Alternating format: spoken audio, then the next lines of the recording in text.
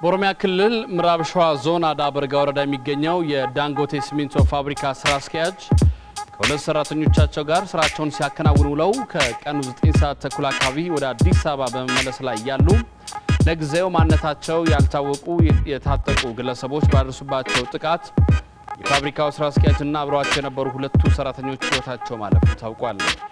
የጸጥታ ኃይሎች በአሁኑ ወቅት አጥፊዎቹን አድኖ በቁጥጥር ስር ለማዋል ጥብቅ ክትትል በማድረግ ላይ የሚገኙ ሲሆን ተጠርጣሪዎቹን ለመያዝ በሚደረገው ጥረት ህብረተሰቡ አስፈላጊውን ትብብር እንዲያደርግ የአስቸኳይ ጊዜ አዋጅ ኮማንድ ፖስት ጠይቋል። 12 ቢሊዮን ብር ወጪ ተደርጎበታል። በአመት 2.5 ሚሊዮን ሜትሪክ ቶን ሲሚንቶ የማምረት አቅም አለው። በአፍሪካ ቁጥር 1 ባለሀብት በአልአጂ አሊኮ ዳንጎቴ የተገነባው የዳንጎቴ ሲሚንቶ ፋብሪካ በኦሮሚያ ክልል ምዕራብ ሸዋ ዞን በአዳበርጋ ወረዳ የተገነባው የዳንጎቴ ሲሚንቶ ፋብሪካ በግዙፍነትም ሆነ በማምረት አቅሙ በምስራቅ አፍሪካ የሚደርሰው የለም። የዳንጎቴ ሲሚንቶ ፋብሪካ ተጠናቆ ተመርቋል።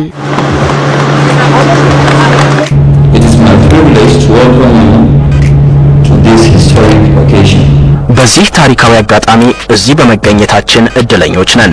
ታሪካዊ አጋጣሚ ያልኩት ደግሞ አፍሪካውያን በአፍሪካ ኢንቨስት ሲያደርጉ ምን ጊዜም ተመራጭ ስለሆነ ነው። በምረቃው ስነ ስርዓት ላይ ጠቅላይ ሚኒስትር ኃይለማርያም ደሳለኝ እንዳሉት የሀገር ውስጥም ሆነ የውጭ ባለሀብቶች በሀገሪቱ በሚያደርጉት ኢንቨስትመንት የሚደረግላቸው ማበረታቻና የሚያገኙት ጥቅም በተሻለ መልኩ እንዲሆን አሁን ያለውን የማበረታቻ ዘዴ እስከ መከለስ የሚያስችል እርምጃ ይወሰዳል። እኛ በተከታታይ ለባለሀብቶች የሚደረገውን ማበረታቻ እየገመገምን ነው።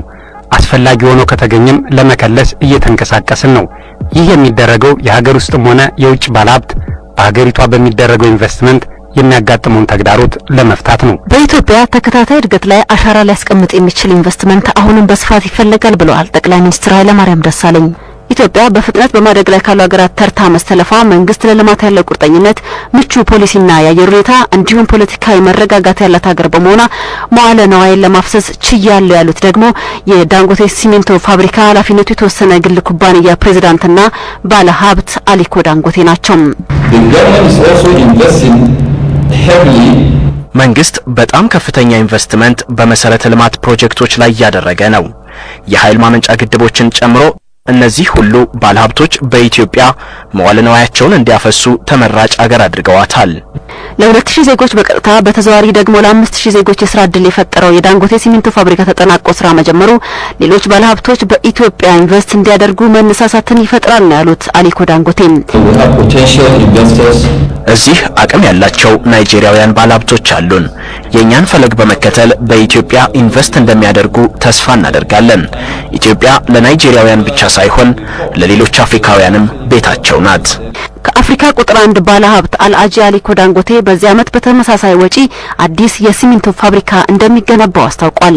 የኦሮሚያ ክልል ርዕሰ መስተዳድር አቶ ሙክታር ከድር የፋብሪካው መከፈት በክልሉም ሆነ በሀገሪቱ ለሚከናወኑ የግንባታ ዘርፎች ጠቀሜታው የጎላ በመሆኑ የክልሉ መንግስት ሁሌም ከባለሀብቱ ጎን እንደሚቆም ገልጸዋል። የኢንዱስትሪ ሚኒስትር አቶ አህመድ አብቶ በበኩላቸው የዳንጎቴ ሲሚንቶ ፋብሪካ የሀገሪቱን የሲሚንቶ ፍላጎት በማሟላት ረገድ ድርሻው የላቀ ነው ብለዋል።